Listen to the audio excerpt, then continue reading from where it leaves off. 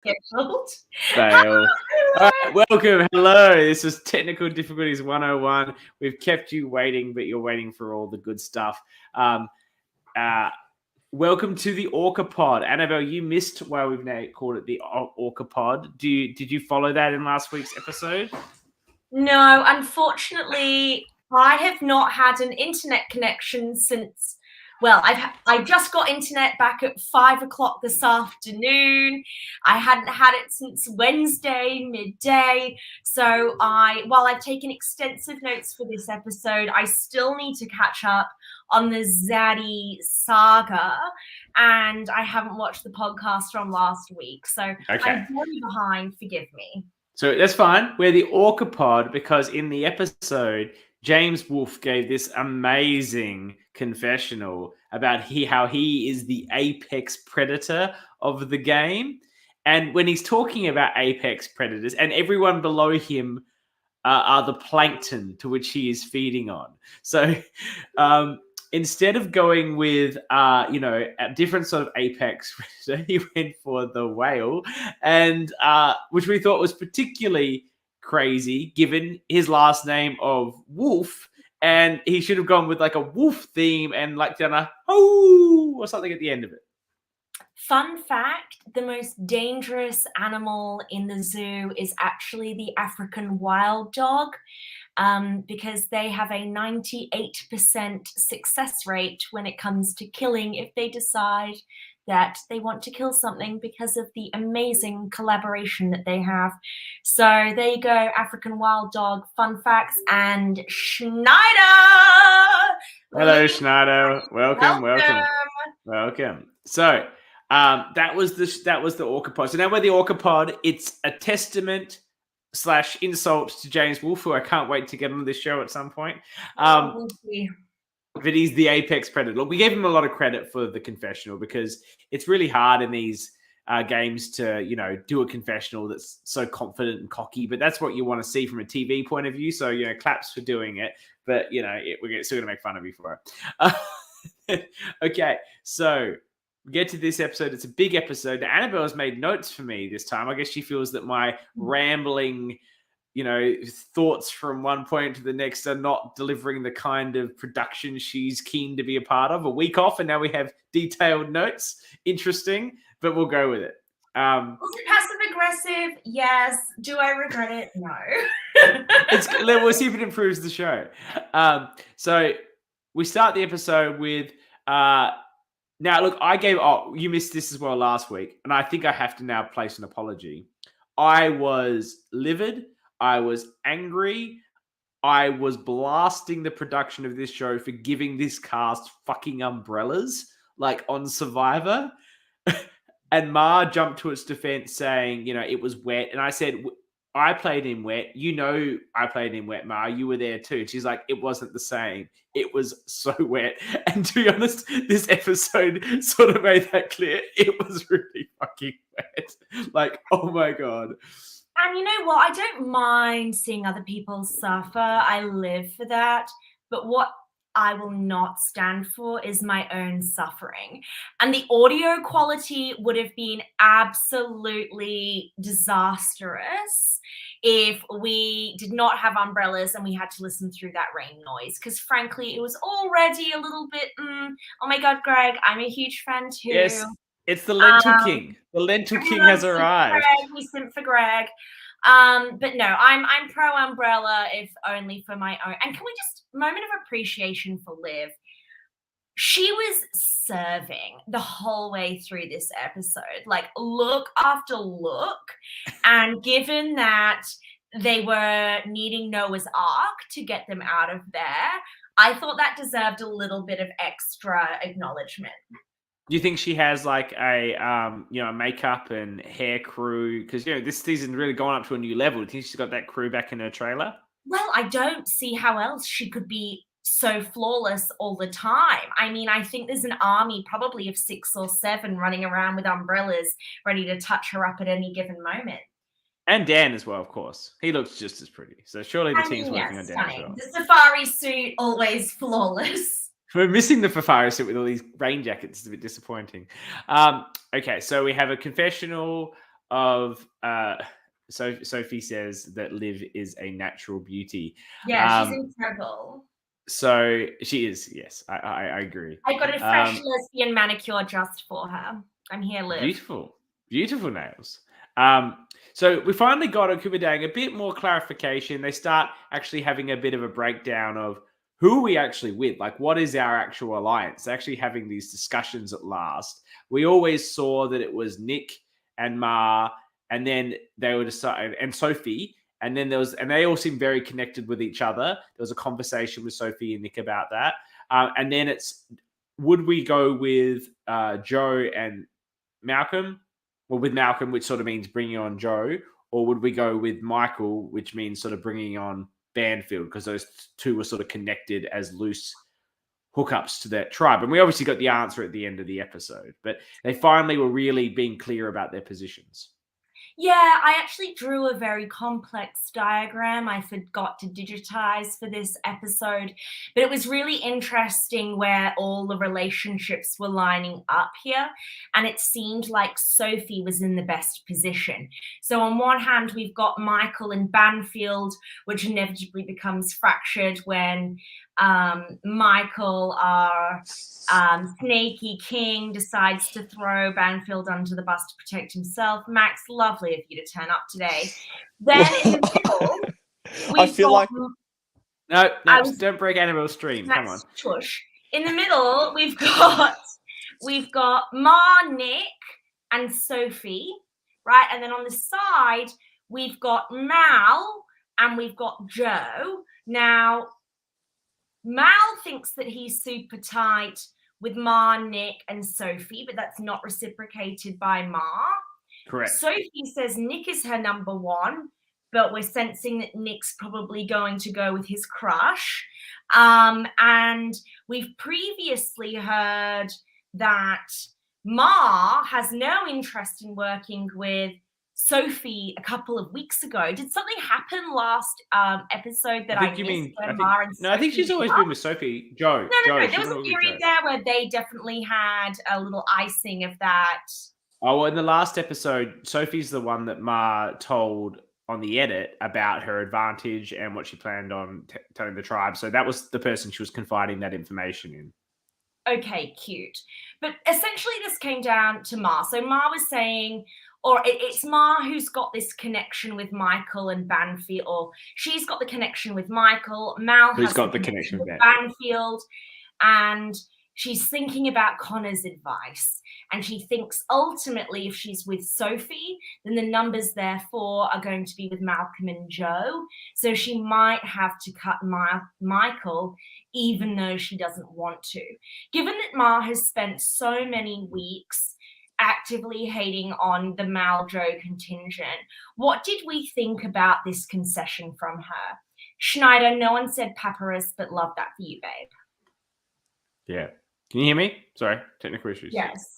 All right, Max, you're allowed. Hi guys, good to see you. I'm well, thanks. Thanks for asking. I feel like I'm a spectator in our own podcast. But anyway, I was early to this, and then obviously had some technical difficulties. Apologies, but I feel like my hot take's already gone. I came too late to the party, haven't I? Clearly. No, well, I'm asking you, what do you think about Ma's decision to side with the Mal-Joe contingent over the Michael Banfield contingent? Well, as you said, she definitely took Connor's advice, and sorry, CK, couldn't hear you there. I couldn't even interrupt you. I was muted. I'm saying, hang on, we're jumping to the tribal council. You've got all these notes for me to follow. We're just going straight to I have. No, I'm saying this early. I'm not talking about the tribal council. I'm saying this early. We're right at the beginning, and she's saying she's ready to cut Michael because the numbers are with. Look at dot point at the bottom of my back at camp notes here. Okay, fair. CK, even when you're muted, you somehow cut me off. How does that work? I'm just that incredible. Regurgitating the episode. This is so annoying. I had the computer.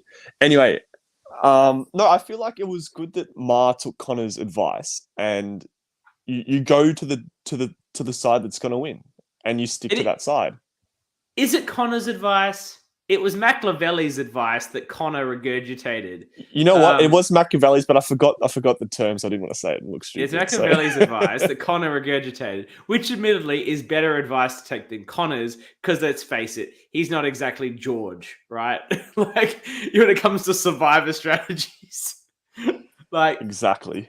So I think it's good that Connor acknowledged his own deficiencies. It's like, I'm going to give you advice from a 15th century politician warmonger as opposed to my survivor skills. But it was the right advice, and it was really well edited in, actually, as a narrative. Like, as in, I've got to pick the side. They call back to the Connor cameo, which, as we talked about, was a huge get.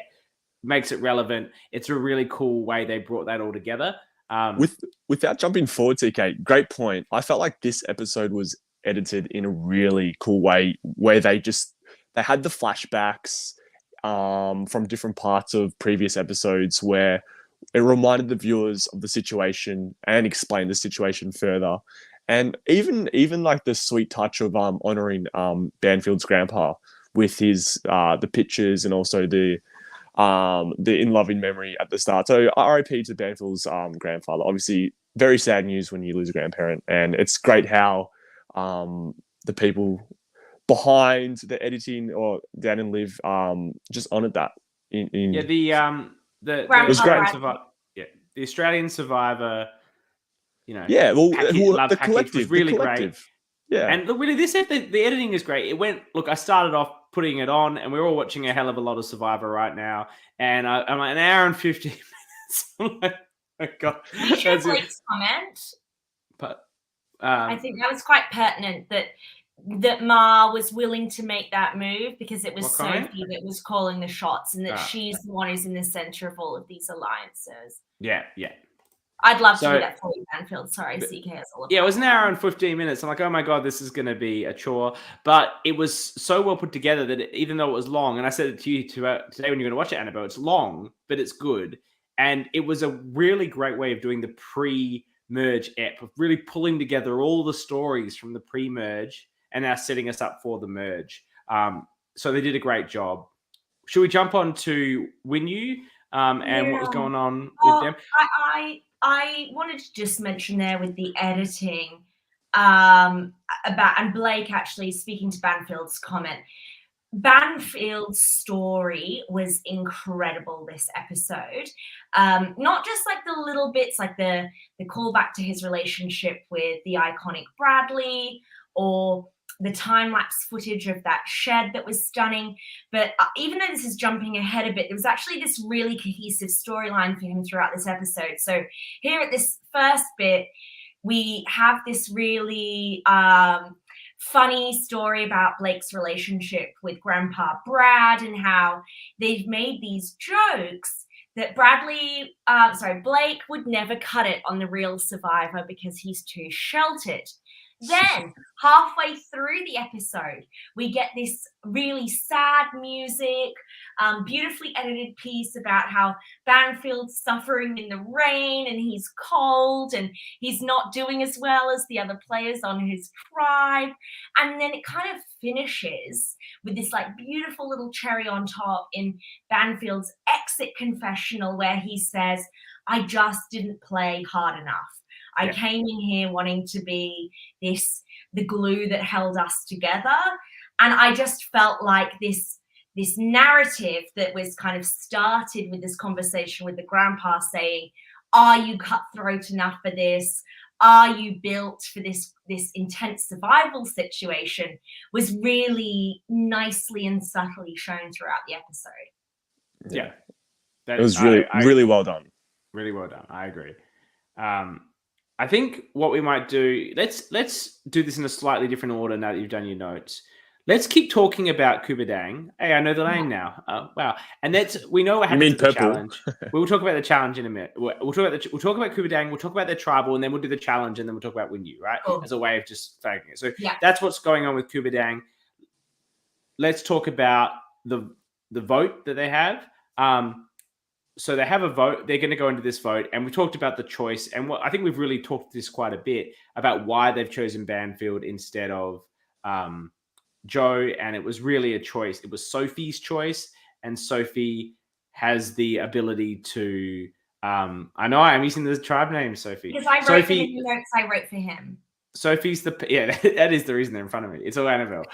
So Sophie has the control and she makes the decision. And as Blake said, he didn't play hard enough, and I don't know if there's any much more to talk about that we'll get him on shortly and talk a lot more. Is there something you want to raise? Yeah, I disagree. You don't think it was Sophie? That's the comment said Sophie. No, Sophie was absolutely critical, but we've actually got two sides here. So we've got Nick Mar Banfield who want Joe, and then we've got Mal, Joe, Sophie who want either Michael or Banfield, with Mal with a preference for Michael. But it's actually, this is what I wanted to kind of maybe unpack a little bit with Banfield when we get to talk to him. Michael pulls Sophie aside. Michael identifies he's potentially in a bit of trouble here, and he gets on the front foot and throws his number one ally under the bus and says, look, he's got lots of friends on the other tribe. Little do they know about Nick. And says, this Banfield guy, is his name Blake? Is his name Bradley? Is his name Banfield? Yeah. We got to get him out. And then, yes, Sophie is the one who convinces Nick and Mar to go with that. I also think Mar has the relationship with Michael, but not with Banfield. Had they pushed for Michael, maybe she'd have pushed back. But I do think that it's Michael getting on the front foot here as well. And there's no doubt that they've got the numbers going into merge. And with the numbers going into merge, your risks are players that are going to want to take the next phase of the game. Kubadang, we're not going to final 6. That's not happening. Time to make some moves, right? And that's not Joe. Like, look, I could be wrong. She could blow me out of the water, but she seems like she's a loyal player who's going to stick with the people she's aligned to. She's not going to be making the big flip and doing a big move. Banfield, look, I've only watched him on the show, but 2 minutes into watching him on the show, I felt this is the guy that'd be willing to make the big move and the big flip in the merge. So I feel like it is the right target for the tribe with the numbers. I feel like they made the right decision there. I think he could have blown the game wide open. Very smart, very high survivor IQ, I should say, rather. Even to the point of the strategic jumper that he brought in. Yes, but do you know who doesn't have a high survivor IQ? Michael. Now... no, I disagree. No. I disagree. He said on the prior episode, when he got the Rocks advantage, that he was going to tell them it was an idol. He could only play at 10 or 5. And I said, no one's going to believe that. Everyone watches Survivor. They know what a legacy idol works. But not only does he do that, he actually uses the word legacy and expects people not to realize. And Mal's immediately like, oh, yeah, so he's got an idol that he can bequeath to people because that's how legacy idols work. Like, Michael, what were you thinking? Immediately comes out and gives everyone a major incentive to target him, which is, again, why I think that we need to give him some credit for throwing out Banfield's name, because knowing he announced to the whole tribe, I have a legacy advantage. It doesn't matter what, only Joe was confused by it. Everybody else knew exactly what he had. And the fact he managed to get away with that was absolutely incredible. Max have an opinion on it because I want to talk about Sophie's snafu as well. Max, sorry. Yes. Do you have a feeling about Michael's snafu? I think no. I was saying I think Michael has high survivor IQ. I think, but this was a mistake. He's obviously made mistakes, but he's come back strong. As Annabelle said, he knew he was one of the people being targeted in that particular vote, and he deflected.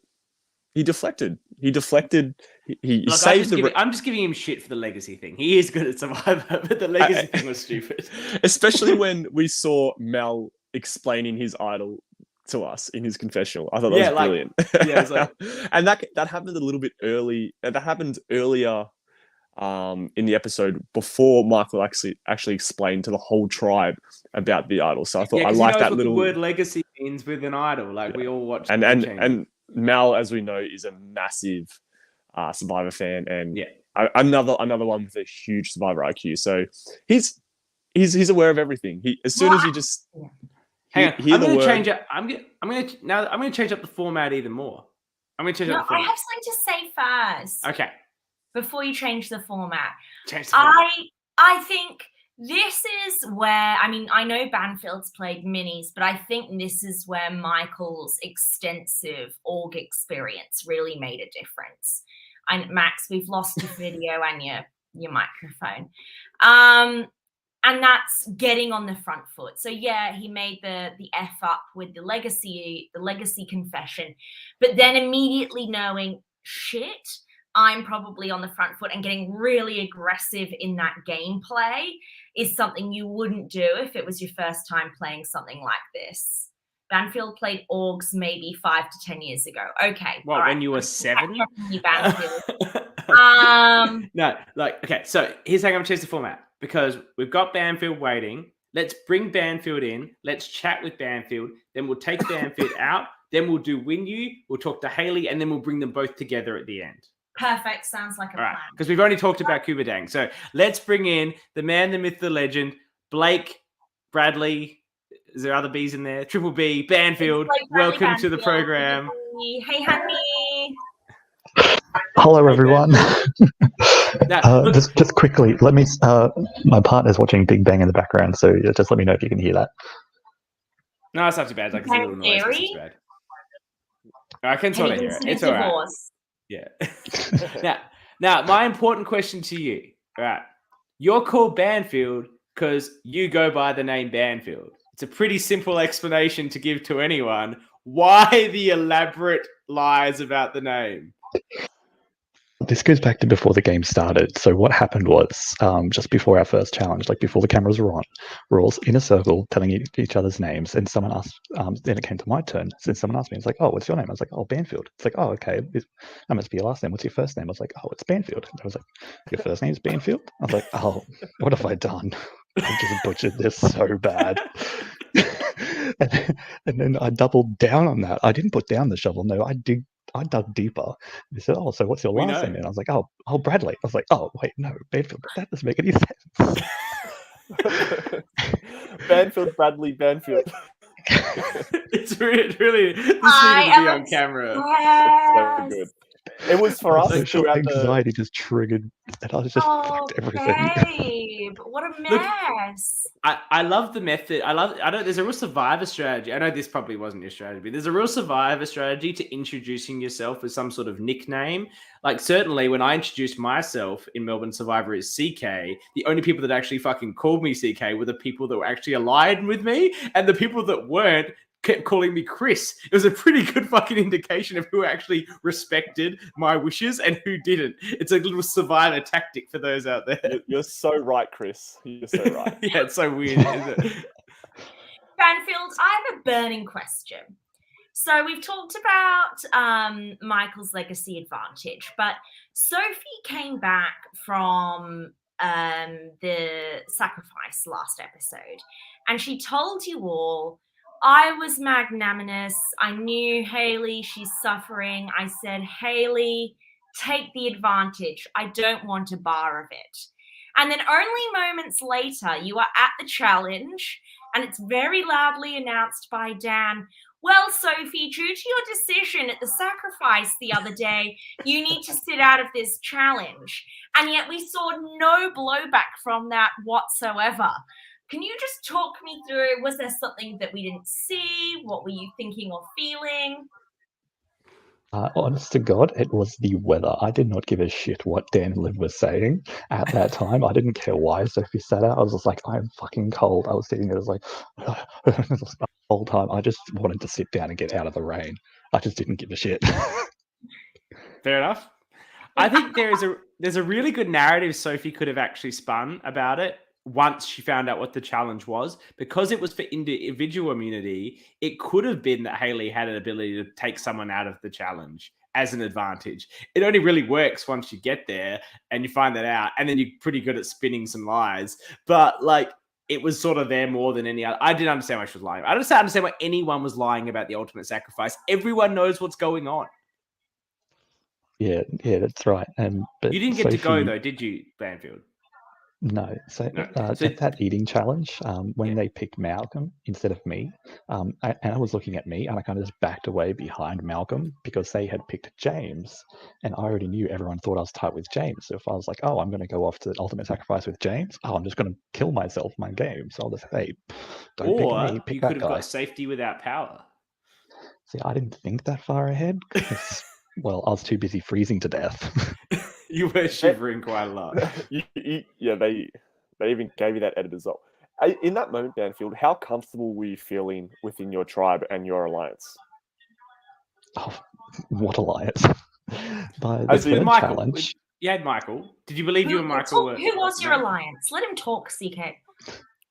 I had no one. Chris. The narrative was spun by Canberra Survivor. Everyone thought I was with Michael. Michael stopped talking to me after like the third challenge. He was hanging out with Ma and Nick for the rest of the game. So every time I tried to get a one-on-one chat with anyone, they just more or less brought someone else in. It's like, quick, come help me out here kind of thing. It's like I was on the bottom from like round 3, really. Why do you think that was? Because of the whole fucking name gate saga. Oh, really was that bad? Whoever thought someone's identity could cause so much chaos? Like, why was it such a problem how I choose to identify myself? Yeah, that's why. The story you gave confessional. Name, it's not even worth lying about. The story you gave to confessional about being at primary school and there were a bunch of Blakes and so you were Banfield and so you go by Banfield is a perfectly legitimate story. That would have been fine if I didn't fucking dig deep the fucking first second of being there in the group. It's a I just put down nerve-wracking the shovel. It experience. would have been fine. Sophie says that she thought you and Michael were tight and she was shocked when you said, when Michael said he was happy to vote you out. So No. it wasn't just the edit. No, Apparently. I was on the bottom. No one wanted to talk to me. No one wanted to strategize with me. Like the person that Didn't actually even- talked to me most was like Nick. This is very sad. I don't like how people weren't even fake strategizing with you. No. Like giving you some hope. I hear more. So talk to me about your relationship with Nick. Let's hear about It that. was just him being nice. That's all that was. Yeah, it was just like, oh, I'll drip feed you some sort of oxytocin or something to make yourself feel better. This is getting very sad, Banfield. Can we get this up? I feel Oh, very no. sorry for you now. Not the way I thought this was going. No. Right, crack out the sad And- violins, boys. We're going down depression over here. And this is coming from someone who I get about 30 seconds an episode to say something, and Good ways to being depressed. Yeah. No, it's because Chris talks all the time. Isn't that right, Chris? I mean CK. We work I don't know together. who Chris is. It's CK. No, it's going to be I think Banfield from now on. It's Ban. I'm now Banfield. It's my name. But as a Survivor fan, Banfield, how was the experience for you? How did you That's prepare? incredible. How did you Did you do anything to prepare for this? Did you watch previous seasons? Did you watch Survivor Australia seasons? Like, did you go on runs? What happened? What was? No, I didn't. Did you I did Did you nothing buy going that in. jumper? He's trying to I talk, bought Max. the jumper. I bought the jumper. Max is just trying to cut people off because he's always the one being cut off. So Thank you. it comes full circle now. I shouldn't be No, cutting so- off the guest. That's bad. You're cutting them off again. Let Banfield speak, Max. Jesus Christ. Now, Shut now you know how I feel. I just need to give the guests the real experience.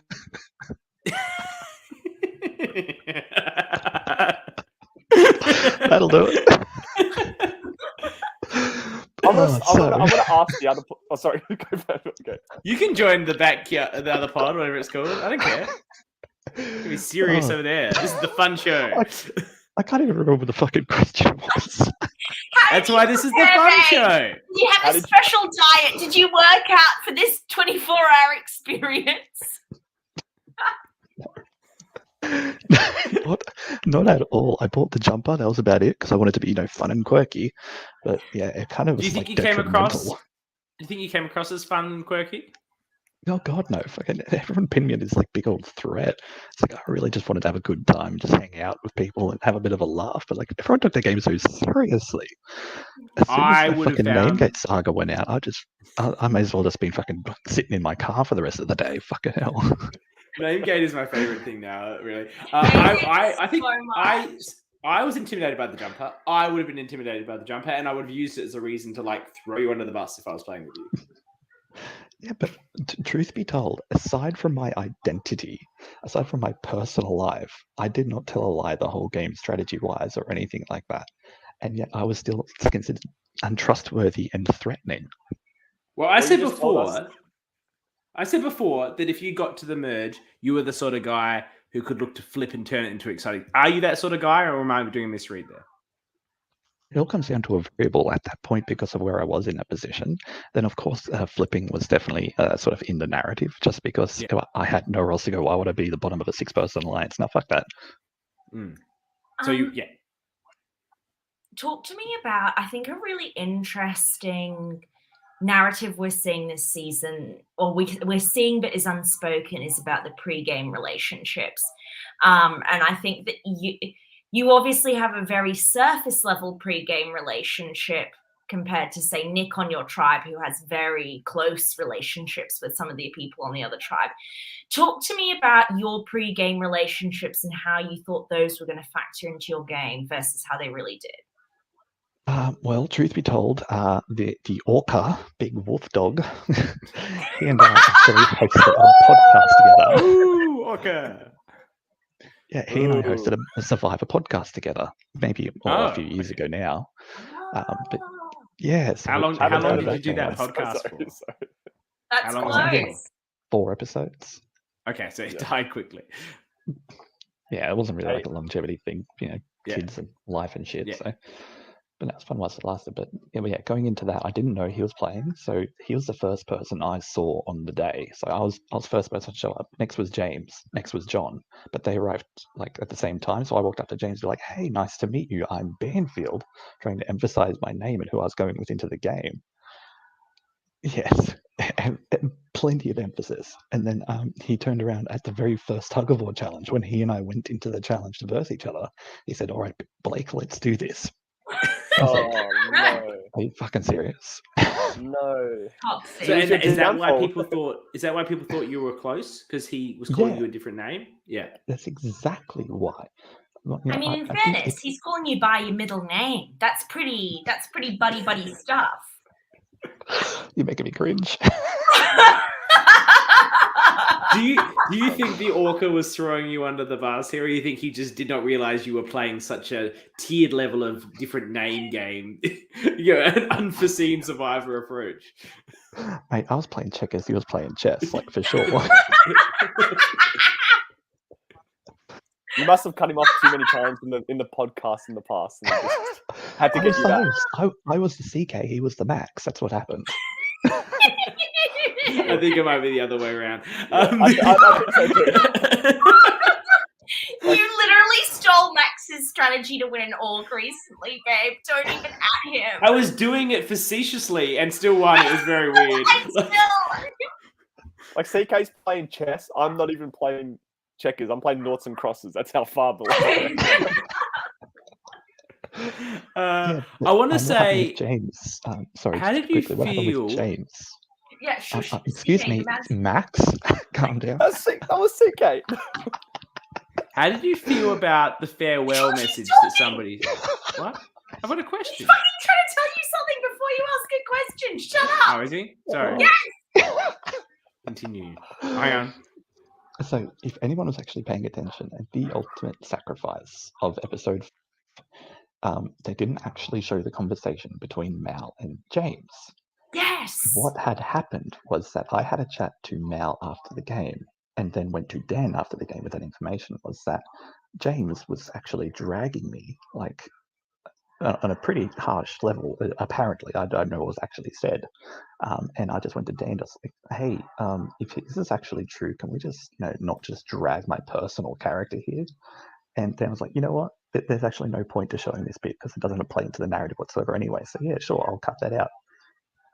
So that's what happened after that ultimate sacrifice when Mal and I thought they came just back. lost the footage, like Yeah, a I thought they lost the regular amateur footage. show. Yeah, Yeah. that's horrible. Have you spoken to James about that since? Because you have had a relationship, and for him to be dragging you personally, like that's a bit more than the game.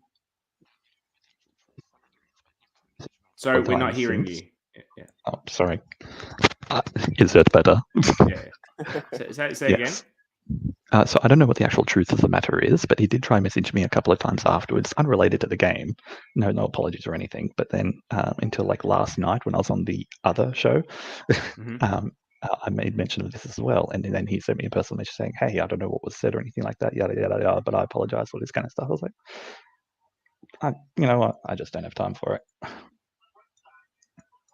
So This is some hard-hitting stuff. I'm really sorry that happened to you. That's I'm sorry, but I also reserve the right to make slanderous comments about your character in the future, should I feel like it. So I also reserve the right to start a campaign to make Dan release the footage. But I'm still very sad about this situation. At me if it's within the confines of the game, I don't give a shit. But if it's outside the game, then fucking. Well, because he knew nothing about you in the game because you were never together. So outside the game comments. So it had to be stuff about he knew about Banfield outside the game, the way he was dragging him. Because what could he say about him in the game? They never played together. He doesn't know what Banfield's doing, and Banfield's not really doing anything over there except getting his name wrong. So there's nothing really to drag him about, right? So yeah, it must have been a bit more. And for Dan to cut it, it had to be more personal than that. Yes, but truthfully, if you are playing the game to the person on the other tribe's preference of him wanting me out, why would you allow yourself to be playing the other tribe's game? Would you not want to keep the person that they're scared of? Yeah, I also think it's stupid that James wouldn't go for the advantage when you're down in numbers going into a merge. It's silly as well. I don't know. I have some very hot takes about the other tribe, actually, if we're ready to kick Banfield off. So what we're going to do, I want to say one more thing to you, and then we will bring you back after we've interviewed Hayley, and we'll get you all together for a group love thing. Now, how did you feel when you got voted out and someone said something about go be with your kids? I have kids, right? If I got voted out and someone said that to me, I'd want to punch him in the face. Also, you have kids. You do not. I was like, Dad, it was giving Brady. Yeah, Brady. Did you like that or not like that? I love my kids, but also I'm here to play. Well, it was disrespectful, but at the same time, I didn't want to ruffle any feathers. What was cut out after I got voted out was I turned around and said, "All right, guys," I had a 30 to 60 second monologue of me just good luck, guys. Let's go get him. You guys are final 6, purple strong, yada yada. And I just fucking left. And then for that comment, I'd be like, "Excuse me, what the fuck did I do?" Yeah. I think she thought she was being nice, but it's not. It'd be annoying. It'd be an annoying. Yes, you care about your kids. You want to be with your kids. And you love them. But equally, you came here to play a 2-game game of Survivor. Getting voted out at the end of day 1 and seeing my kids doesn't make me happy about the fact I got voted out. It wasn't a 50-day game of Survivor where I'm desperately missing my children. It's one day and I wanted to make day 2. Before the podcast started. She was trying to join and CK was like, fuck off. Oh, you're my kid? Yeah, I was. I don't want to put her on TV. Okay, so we're I had an image to maintain, so... Everyone knows I have a kid. I'm the cool dad. I'm going to take you out of the thing, and then we'll bring you back. You follow, you listen, comment, and we'll bring you back with Hayley a bit later. But that was awesome. Thank you so much. Well, it was awesome. It was incredibly sad, and my heart is broken. But it was also awesome. We stand you, Banfield. I'm shooketh, but lovely to meet you, Banfield. And to you guys. We'll see you in a bit. The triple B of my heart. What an amazing guy, and what a horrible story. I would be friends with him. Yeah, the people that were on gang that weren't friends with Banfield can all go suck it. Frankly, he's great. Let's quickly talk about the challenge. It was a gross food challenge, and I'm pretty sure Matt. Huh? Which one couldn't you eat? All of them. I'm a vegetarian who's allergic to shellfish. I literally couldn't eat a single one of those. The Centurion egg. Yeah. Getting that on the show. Doesn't that have? No, that's the grossest one. That was the grossest one. For me, that is probably... Oh, yeah. Oh. Yeah, the other 4 I could smash down.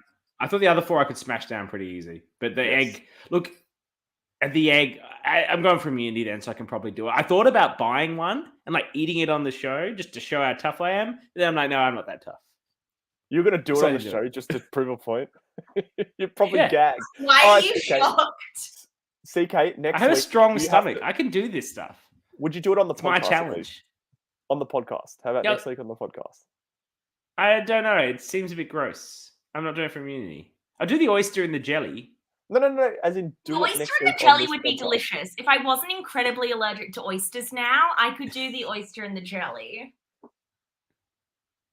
I loved the faces Michael was doing in this challenge. I gave Yeah. you it was some incredible where everything he was eating, he was having such a visceral physical reaction in his face too. I Ma, adored that. Banfield, Michael were the MVPs of facial expressions. I'm pretty sure that Ma's facial expression made the episode. It's the thumbnail. It's the Thumbnail, and yeah. They've done her journey there. I think she's just- always, I'm pretty sure from the moment we've met her, she's always said she wanted to do a gross food eating challenge. And she was. I think that's Yeah. right. And Anna or Amy as Anna, yes. as Mel loves to say. as well as She to call her, smashed it. Amy. She was incredible. I thought she was actually having, until she didn't get away on the vote, I thought she was having a bit of an MVP episode. And then she get away. You go, Max. You go, Max, because I've got some opinions on this one. In my notes that I made over this episode, I thought she had. See, I agree with you, CK. She was having a fantastic episode. Even the way she was that long little discussion she had with Haley about the vote, where she was acting all. I perceived it. I feel like Anna has a very high survival IQ. I've said this a lot this episode, but she's one of the players that I feel like knows the game really well. And to talk to Haley in a way where she was asking about, what happens if I can pass on this individual immunity? Can I do that? And just kind of just dumbing down the situation to... Do you think she's dumbing down the questions? She's making herself look dumber about Survivor than she is? I 100% believe that. I might be proven wrong, but I feel like she knows exactly what she's doing. And then the contrast from her conversations with Haley, who Anna knew they were targeting, versus chats with John and the Orca, a lot more strategic, where she's showing her cards to her alliance. I agree. I get 2 impressions of her too. I think that sometimes she's playing incredibly smart, but she does also come across as not as smart. But it does definitely feel like it's deliberate. I agree. I think she's deliberately playing into people's perception of her as not being too Survivor savvy. But I think she really sort of knows what's going on quite well. She didn't get away on the vote here, but because I think what came down here was it made sense to vote out Haley for the reasons they did, and she just didn't want to do that because she was that close to her. But she wanted to flush Mel's idol. That's the thing. I feel like that makes no sense. That's a stupid move. I'm not into that. You're not into that? they are a minority number going into merge with a super idol. Like, there's no advantage to use for your tribe to get the numbers back, and you want to flush it. Why? But if you're in Anna's situation, I'm not sure how close they are in an alliance. Mel's always going to be using that idol for herself, I assume. You have two options. You have two options, right? You get to merge, and we go, Mel, bring in the super idol. Let's use it. We can save whoever from us gets voted, and then we can turn this game around. That's number one. Yeah. Okay. You don't think that's going to happen? You go to the other tribe and go, Mel's got a super idol. You're probably going to. So what are you going to do about that? Like, maybe we should all just load up on her, and then, you can split on like one of my other people that I want to throw under the bus. Like, like you can use it both ways. I don't understand why you wouldn't keep it. Particularly with the numbers as they were. I'm here and tell you you're both wrong, and I think you've been fooled by the edit. This was an absolute hot mess of an episode for Anna. She would be an absolute nightmare to work with, and I think that this was the nail in her coffin. I think her pre-existing relationships of what have kept her in this game, and I think it's nothing but downhill from her from here. She is the one who refused to let Mel in the vote last round, even though Mel would have been on board with that. Mel has a super idol. Mel told Anna she has a super idol. Anna knows this information and still chose to vote for Mel. Anna has voted incorrectly 3 out of 4 votes. Anna says we need to isolate this person who will still be in the game going into the merge, who will now distrust us. Anna comes and says we need to split the votes, but I don't want them to be on Hayley, but I don't want them to be on James Wolf, but I'm not going to tell anyone that I want them to be on John, and actually, John, you're critical to my plan working. So she, not only does she come up with this completely cooked plan to try and flush an idol and create an enemy, but she doesn't actually have an alternative plan to put forward. She's inflexible when it's pointed out how bad this plan is, to the point where they then feel like they have to leave her out of the vote, and she loses her number one ally while isolating her other allies from them. I felt like she came out looking really good in that challenge, and they gave her an incredibly generous edit. But I feel like when we go into next episode, there is not a single person on her original tribe who wants to work with her. Yeah, The gun was loaded, and you pulled the trigger. Bang, bang. I can see it, but I still think flushing the super idol is a stupid play. What do you think about that? Oh, so stupid. So when James came back and the first thing he said is, what are you talking about? She'll still be in the game. She won't trust us, and we're merging. We don't have the super idol anymore. The plan she went to John with was, oh, are you fine with us putting 3 votes on Mel, 1 vote on you, and 1 vote on James? No, or like 1 vote on Hayley and 1 vote on whoever, you or James. Terrible. Yeah, Mel, she isn't trusting you. Amy cannot get your name out of her mouth. And you can't get the name Amy out of your mouth. That's funny.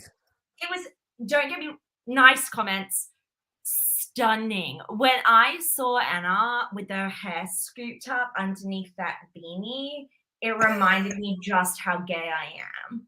Absolute stunner, and I would forgive her for anything. And if I was editing this show, I would also make her the hero of this show. So do you think that if you were there, you'd be fooled by her silly plans and want to go along with it? If I was there, I would be like, yes, girl, I'll do whatever you say. Let's do it. Let's do a 1-1-1 on the 3 of us and see what fucking happens. Put the votes on me, babe. That would be me, 100%. But this was, Mel and John ran this vote, and I ultimately feel like it was John, because Mel wanted to vote Wolf, and John said, no, we need to get rid of Hayley, which split up their Mean Girls alliance. Those 2 ran this vote. Anna drove her game into the ground. There's an important part that you missed in the last episode that wasn't actually in the episode, but John told us in the comments that before the Simon boot, Mel told James and John that she has the super idol. Okay. So when Anna was like, she's got the super idol, doesn't everyone know about that? And they're like, John's like, I don't know about that. That's bullshit. He did know about it. It wasn't in the edit, but he's told us in the comments that he knew all about the super idol. So obviously James and John are going to be working with Mel. Like, they just had to paint this edit like it was going to be a bit more interesting than it was, I think. Yeah, actually, when I drew the diagram for this tribe of who's aligned with who, John is in the best position. He's the only person who was aligned with everybody. So we have Hayley, Mel, John, who were in the Mean Girls alliance. We've got Mel and Hayley, who were happy to vote together on this. We've got Wolf, Anna, John, who are working together. I think I did try and push James under the bus with Hayley because, exactly. So after this what was she spiteful about? Because Mel was left out after the last vote and really trusted James. Yeah. And this was another thing I wanted to give John. They left him out. They left her out for no reason. Because Anna pushed for it, which she said this episode. She doesn't trust Mel. And what was Mel going to do? Like, what does it matter? We're going back to the Simon vote here, but what does it matter if Mel knows? You just tell her we're all voting for Simon. What's she going to do? Play her super idol? She can fucking do that anyway. It doesn't make no sense. And John is the one who does, I think this really saved John as well, who does the recon on that. So James is running around being a straight man, not realizing he's pissed off a really important woman with a super idol. And John is like, I need to get Mel back on side. Mel, girl, it was nothing about you. You and I, we are like this. Whatever you want to do with this vote, we'll do it, except maybe we should just do what I want to do. I felt like really clutched up there. Yeah, he also had that bit that, like, we know John, as everyone who watches knows, where Haley was trying to talk about some plan, he just cut her off with an over-exuberant, like, no, what do we do? John does that when he's like, so you're talking just shit to him that he doesn't agree with, and he just cuts you off. All right, and you know, Max knows all about that as well. Or being cut off. Yes, you know all about being cut off. And then we bring in the. Do we agree with, before we bring in Haley? Do we agree with the thought process of, like, the injury would actually be a hindrance to the rest of them in a merge sense? She would be not targeted for not being able to win challenges? Or do we think that that was just a convenient excuse for John James to spin about why they should be getting rid of her and not Mel, who they couldn't get rid of anyway, but, you know. I think it's a convenient excuse, but I also think that Wolfie is a naturally more alienating figure than Haley. And if you have a closer relationship with Wolfie already, then you stick with Wolf because they're always going to vote him out before you. What did you think? Yeah, it's that sort of person, isn't it, that rolls into the merge. Big shoulders, like strutting his way in, thinking he's got this whole thing under control, and then they're like, yeah, let's get rid of him. No, they don't get rid of him. They get rid of his faithful sidekick first. Just like they get rid of the faithful sidekick and then they get rid of the egomaniac. So it's John, then the egomaniac. That's what's going to happen. Would you like an opinion, Max? Do I deserve one? I don't know. Let's talk to Haley. I'd like to talk to Haley. We're bringing in Haley. Look, let's be bring real. up some comments as well, though. I want to name and shame Greg for being a stanner. Greg's a stanner. The Lentil King loves the stanner. I think Greg would be a Wolf fan as well. And then we bring in Mel, who says we wanted James because he's a great shield. Spot on, Annabelle. Your takes are hot as ever. We'll bring in Haley, who I think, but for this injury, would have gone very deep in this game. I think before the injury, she had amazing connection. She's clearly got a great survivor brain, and she was good at the challenges, but not too good. I think she would have been a huge player, and so it was really sad that this injury knocked her out, but I'm glad she was able to last a few more rounds, and that gave her a great narrative as well, which was always, you know, good to enjoy. So bringing in Haley, welcome. Hello. How are we? Hi, Queen. Great to see you again. Thank you. Hi, Haley. Is this going to be a positive interview or a lot of, but we also got quite depressed during it? Is this going to be fun and depressive or just fun? I love Banfield, but I think my tribe liked me, so I think we're good. Oh, wow. We're going that way, are we? Diner, everyone. Oh, that's why you come to the Orca podcast. It's all spice and nothing nice. All spice and a little bit of. I'm gonna say it right off the bat. It's very briefly touched on in my pre-game content. I came into the game wanting to be a villain, and I got an over-the-top hero edit medevac, basically. Everything I have ever wanted came crashing down around me. So if I can be a little bit of a villain, I'll say something worse. But if I can be a bit of a villain in the post game, I'll have to make up for it here. Okay, beautiful. This is your time. I'm sorry, but sometimes people just have natural hero or villain energy, hun, and people have always scanned you. Whether you like it or not, you might just actually be a lovable person. I know. I exude natural hero energy, I feel. Fuck off. Right? Shut up. Okay, well, going on that note, you said in episode 6, the one we just watched, how much of a lovely person the Orca was. Episode 5. And I just, you know, I'm looking at the two of you, and I can't see you clicking that way. Is that legitimately? Oh, I guess because you wanted to be a villain. So you're like, I like his villain style. Is that what we're going at here? No, like I do like James. I think it's like a different energy. We're not similar people by any stretch of the imagination. We have very different ideals, just in life, but also in Survivor. He's the very put on, like circus master ringleader character. I am not, to put it simply.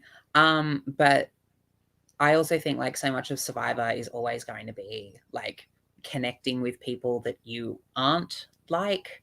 I would hate having to play with 8 different versions of myself. One is too many. So like another bunch of people like me, no ma'am, give me something different. Give me the Simons of the world, give me the Jameses of the world. I'll still vote them out, but like they're kind of fun to play with. You were so well connected with everyone on that tribe. Like it didn't matter if it was Zaddy Simon or like slightly weird Joseph or Alpha James. Like you were hooked in with every single one of them. And I which do is want such to a talk credit to about the game. those relationships that you made in sure. the game. Yes. But I want to talk about first. I'm just interested in the story we're not seeing with the pre-game, because what CK might be missing is that Hayley was on production, so seeing all the behind-the-scenes footage for James Wolfe's absolute hot mess. Hot Mess Express perjury game. Hot Mess Express perjury game. Is this the one you played, Annabelle? Or? No, this was the one before. Annabelle was the season after, yes. Okay. Yeah. Oh, this is the one that like had to be taken aside and given a talking to. So Hayley must have come in with somewhat of a negative preconception on how this was going to go with James. And I wanted to know, because there's so many perjury outcast tangential alumni, people here, yes, how that affected things in the game. I genuinely don't think it had much of an impact at all. I know you're going to call bullshit. No, I think it could have had a negative impact on that relationship in some ways. Like that's what I want to know. Right. Okay. Not like hugely, because I actually conducted James's cast interview for that season. And so we sort of it was a really long chat, like 40 minutes. I'm sure you remember what your interview was like. Yeah, they are messy. So I'm confused. Did you work together on the on production? Or you were I was production, he was playing. He was a contestant on yes, the first sorry. season. Okay, clarify. Got it. No, yes. thank you. Yeah. So yeah, I ran his interview. We kind of gelled just in that sort of weird interview kind of way, which is obviously not like a standard friendship, because friendships aren't interviews. But I had that sort of conversation to base off of, regardless of anything else that happened in that. So yeah, you had more like, of a real conversation as opposed to watching him play a game where you might be like just playing a game. How he would play a game. The interview is, how would you play a game, right? Like that's what I think is interesting. Yeah. Yes. Yeah, like I probably had a little bit of insight, but I hate when games are dictated by pre-game relationships, and I really tried to make an effort to not let it come into play. Like I didn't know James was playing. I didn't know Nick was playing. I saw Nick arrive. We were both signing like our little waiver. I turned to my right and Nick's there, and I just like exclaim, "What the fuck are you doing here?" And all production's like, "Shush, shush, shush, you can't talk. No, we're cutting this off." And I was like, so I had no idea any of these people were playing. I was going in completely blind. There's something about Canberra Survivor has had quite an outcast, a perjury sort of connection, because there's people on season 1, right? From it, correct? Well. Yes. Yeah. Brad and Ben. Yeah, Ben. Ben's the one that interviewed me, right? I didn't get on perjury. He said I was too confident, I feel. Like, this guy, I think he said to Annabelle, he's like, this CK guy really rates himself, doesn't he? But he's a lovely guy. Yeah, that was like 2 years ago, CK, get over it. I forget every time I remember every time I wasn't casted. It's like a dagger through the heart. Yeah. So talk to me about your really close relationship. So the show tries to paint that it was you and Anna. Is that how it really was? To a degree. Straight up, my number one was John from the second we arrived. Yeah. We didn't have a mat. Banfield mentioned we sort of stood in like little circles in our tribe colors and just chatted to each other about like our names and what we do and all that sort of really base level stuff for about 20 minutes. And I just felt it with John. Like there was just a click. And then that sort of little three, the Mean Girls happened with Mel. And I really liked Mel and really trusted her until the whole advantage fiasco happened, and she very blatantly lied to me on multiple occasions. And I was like, okay, that changes things. And then Anna sort of became a close ally of mine as the game went on, because it came across like she had a very vested interest in keeping me around. I don't agree with what you guys were saying about like Anna sort of faking the conversation about asking about giving me the immunity necklace and all that. I think Anna's seen maybe like 3 episodes of Survivor full stop. Okay. She is not like a super fan by any stretch of the imagination. She's barely seen the show. Okay. I think she was quite genuinely asking the mechanics of it. And like every single time we had a conversation, she was saying like, I really want to go deep with you. And I felt like she was pulling me aside for chats more than most people. So I was like, all right, this is someone who is going to try to keep me around. So I'm really going to latch onto that where I can. I think she's except for Joseph. Joseph, when he sat with you on the rug, when you had your injury and he stayed with you, and then you voted him out anyway, and you say you weren't a villain.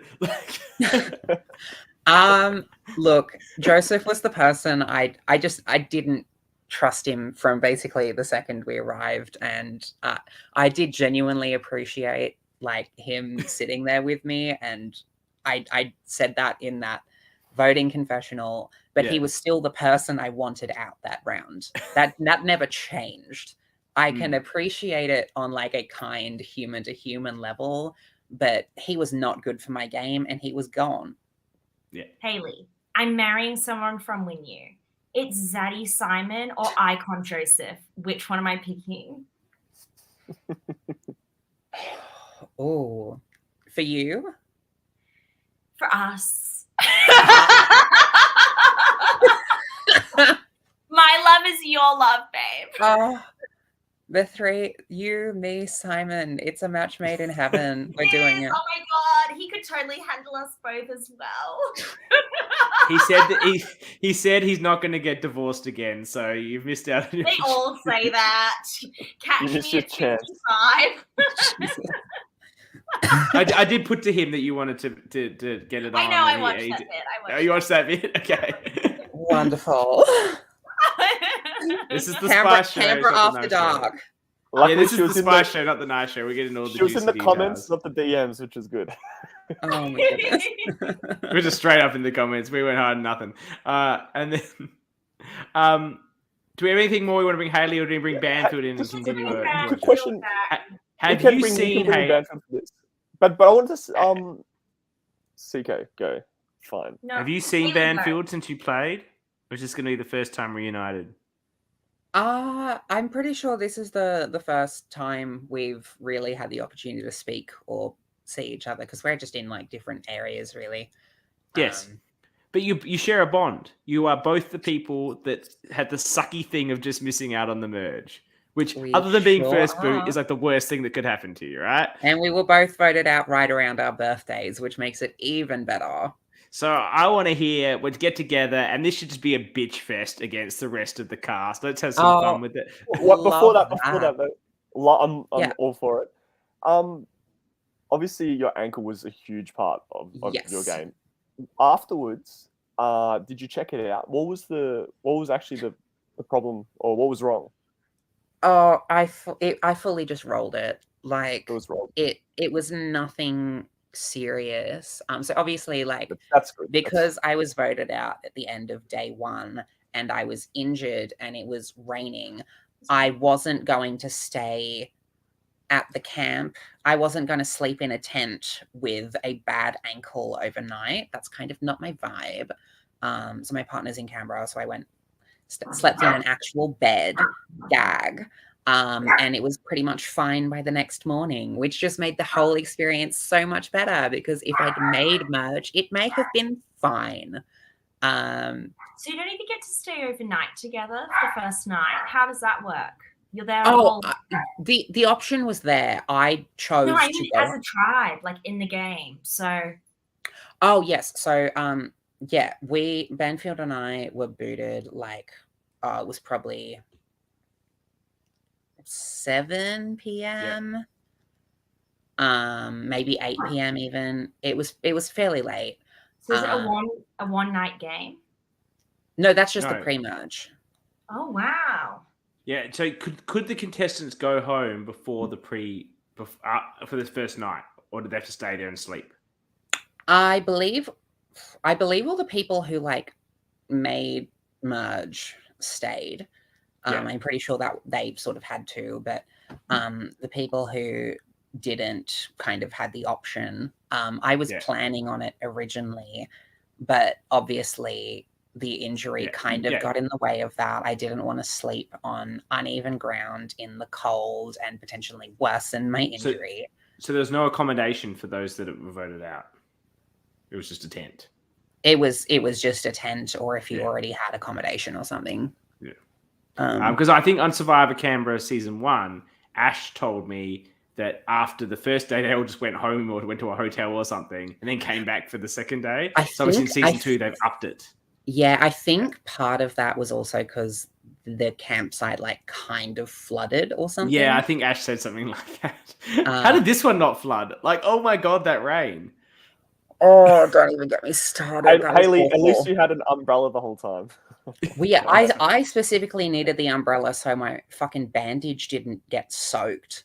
I don't think I would have wanted like athlete's foot or some awful infection on top of a bad ankle. Fair enough. So at least we got to keep that dry. Right, let's bring in Bradley Blake Banfield III, Triple B. Right. I'm going to tap out for All right, so it's the first time you guys have been able to connect since you played. Girl. Hello. Shared connections. Shared drama. This is so cute. I know, right? I had walking pneumonia. You had an ankle injury. We both got voted out basically on our birthdays. It was both on the pre-merge. I know. That's going to was our exit. Happy birthday, you two. It's a beautiful little intermingle. Thank you. What do you've been watching? Okay, so let's do a quick. You both watched up to here, obviously, and because you never got to play together, you only saw each other at the challenges and things like that. What surprised you about each other's games based on what you understood and what you've seen now on the show? Whoever wants to go first. Oh God. Honestly, I had so little frame of reference for like anything that was going on Purple, because like you guys never went to tribal apart from the Grace one, and we were basically outright told by Nick at like the sacrifice thing that Grace was going home, and we were like, okay, cool, we have one dynamic and it was probably a unanimous vote, so anything after that. And it wasn't a unanimous vote. Well, it wasn't unanimous, but for all intents and purposes, it felt like it was. Yeah. So yeah, it was kind of hard to get any sort of read on. I guess I would not have had any clue about the sheer impact of Namegate. Like that has been an absolute ride to watch unfold. And it's absolutely, like, in my eyes, that is one of the most entertaining things to happen on the Purple Tribe. I agree. Like, Oh, it's a Purple it's a Tribe is pretty so simple- boring. It's not even It's a like pretty standalone simple advantage. dynamic. It's, babe, just tell us your goddamn name. Yeah. Purple Tribe is so boring. This has really kept it going. Like, it's not like Orange and all your chaos and shit. This is just like nothing going on because they're all just being kumbaya. So like the name gate has been amazing. Like, I don't get excited with the Love Rocks quest. I get excited by name gate. You want to know the best part? It's still not my fucking name.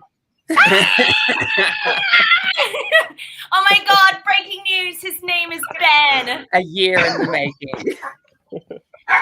Release the birth certificate. Release the birth certificate. It comes out and it's like Banfield, and it's double barrel. Banfield. Did you okay, what about you, Banfield? What about you, Banfield, in terms of Haley's game? What have you surprised or enjoyed that you weren't aware of?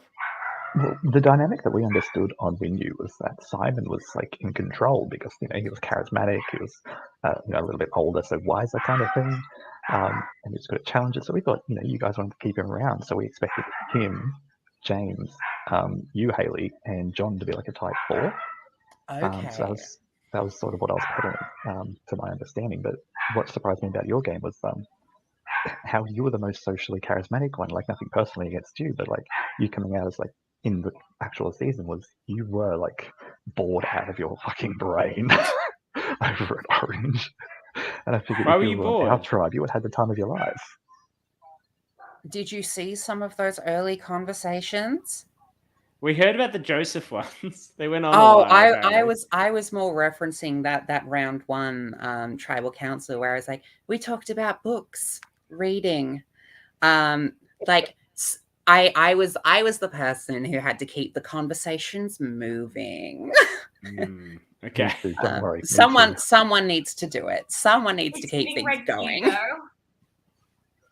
Sorry. So you found the tribe conversations boring, but it was too exciting having to vote all these people out, right? Like, you got to play a lot of Survivor.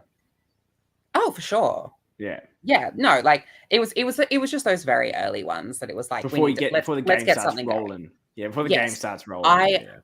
I would have been bored out of my mind on Kubadang. I need something to happen. Yeah. Although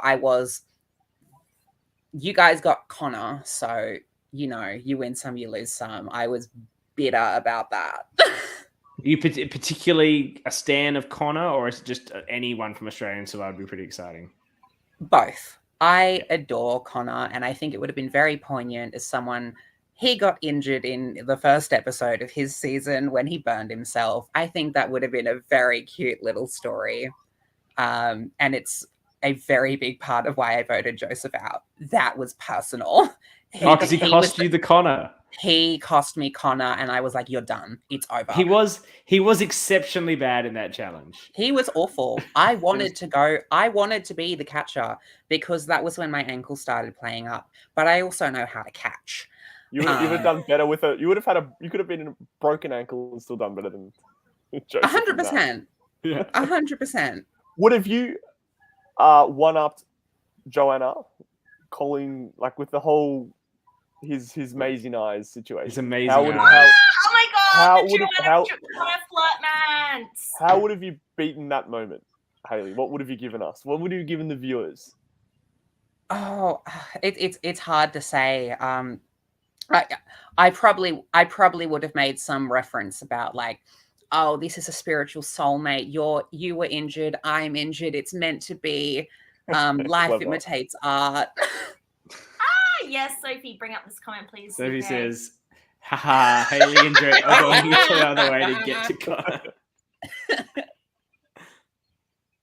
No, when we said at the time, and I've made some jokes about, some people don't know who he is and whatever, but like a lot of people here are big Survivor fans, and I once paid like, I don't know, $200 on an eBay auction for charity to do a Zoom call with Benji. So like, that's what we do.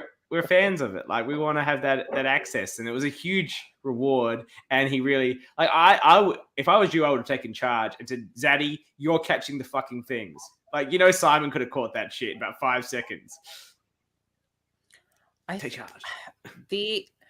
It's interesting because so much of that challenge from the perspective of the people who wanted to be catchers, my understanding was Joseph volunteered for that because he didn't want to have to run to get the sandbags if like we didn't get them in, because they told us we had to run down the hill to pick them up, and he's like, I can't run. I love him. I would When he die can't for run, that like he's guy. injured or like.